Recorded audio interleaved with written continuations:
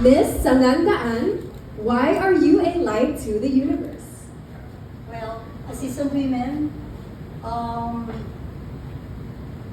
just being here is an honor and a privilege.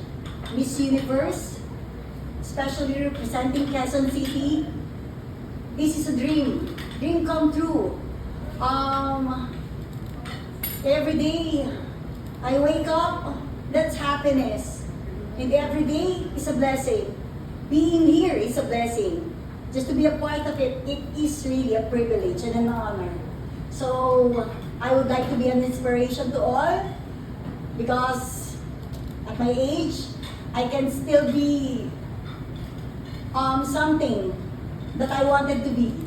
I can still pursue my dreams at my age and be happy and enjoy every minute of it. Thank you. Okay, Miss Kathleen, when did the idea of joining Miss QC start?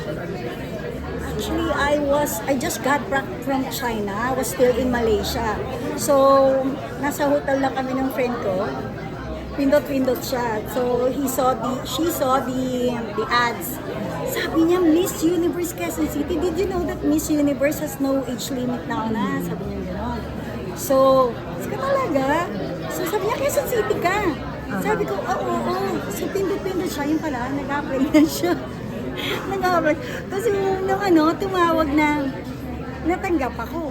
So, I was really hesitant. Lalo na yung first day when I got here. Kasi nakita mo naman sila, di ba?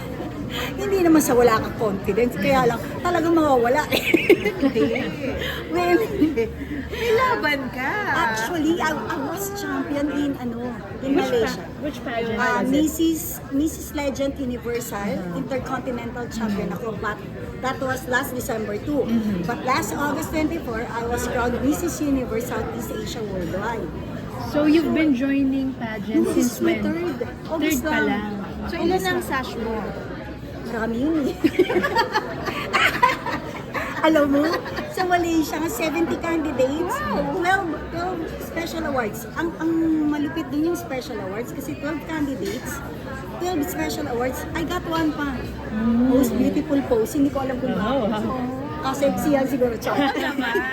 Pero yun din, no age limit din yun. Hindi. Just We for have 4 mothers. categories. Ang mga kalaban ko is 52 to 75. Ako yun doon sa pinakamatanda. Ako yung Mrs. Elite category. So anong reaction mo na nalaman mo na pasok ka dito sa MUH Quezon City? Sabi ko, wag! Yun yung muna reaction, wag! Tapos sabi nga, hindi pangarap yan. Just to be a finalist is a privilege. An honor and a privilege. Sabi ko, oo nga. Diba, tanong yung malit na bata, ano pangarap mo? Gusto ko maging Miss Universe. Well, I had the same dream when I was a kid. So, sabi ko, why not? Oo, 56 na ako, pero it's a legacy that you can give your children. Ay, yung mami ko, Miss Universe yan. Sa ngandaan pa lang. Wait lang. Wait lang, bumibelo pa eh. If it's okay to ask, how many children do you have? I have 4 children. 4. And then ano yung reaction nila when they learned na? Naku, yung mga anak ko kasi laging go yan eh. Mami, go yan. Yan, kaya mo yan. Kasi, when I asked for my freedom last year, sabi niya, Mami, ba't ano ba gusto mo gawin? Sabi ko, I don't know yet. But I wanted my freedom back.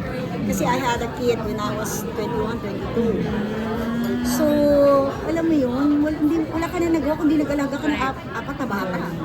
So, Yung eldest is now 34 na siya. and yung youngest ay 23. so graduate ka na. Graduate ka sa Tapos pag-aalaga. lahat sila wala na sa house, may kanya-kanya na silang bahay. So, I live alone. So, ang ginagawa ko lang everyday, I go to the gym, I paint, yun lang.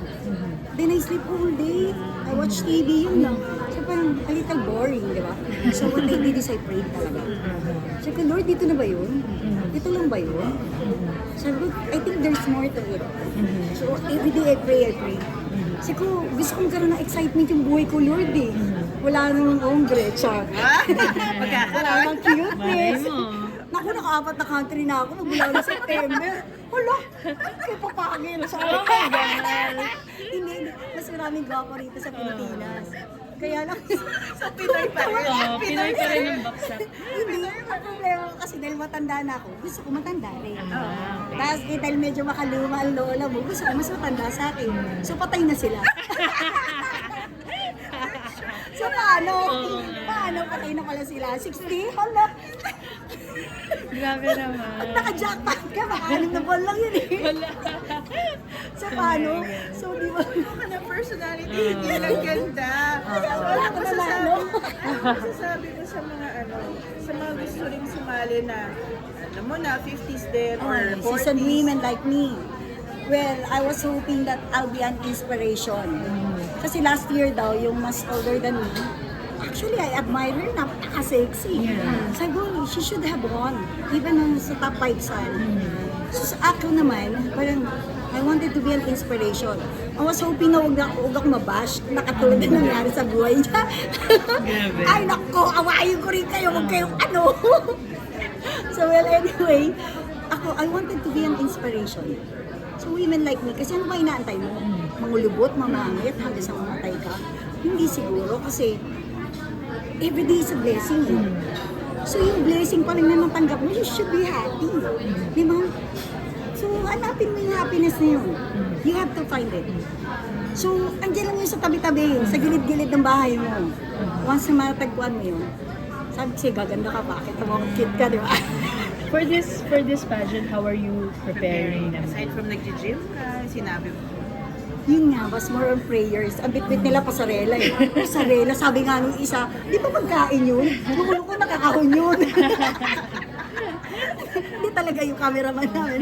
Akala niya Hindi candy. alam ko ano yung pasarela. Kasi pasarela. Dito lang yun eh, di ba? Nagtatrain ka lang. Yun, so, yung mga bagay sa tawa lang ginawa ko, di magpasarela ang kabada pa. Ako nandun ako sa sulok nananalangin, Panginoon, Panginoon, let your Prayers will lang. be done. No? Nag-paint ka. What do you paint? Ano ko is surrealism. Pero magaling ako mag-portrait. Kaya na mabagal, syempre. Alam mo naman, pag artist ka, naantay mo yung creativity mo, chu-chu-chu-chu. Eh, naging busy lang ako now, pero I really wanted to have an exhibit. Sabi ko nga, First. Or marami na? Hindi, dapat nag-exhibit ako last December.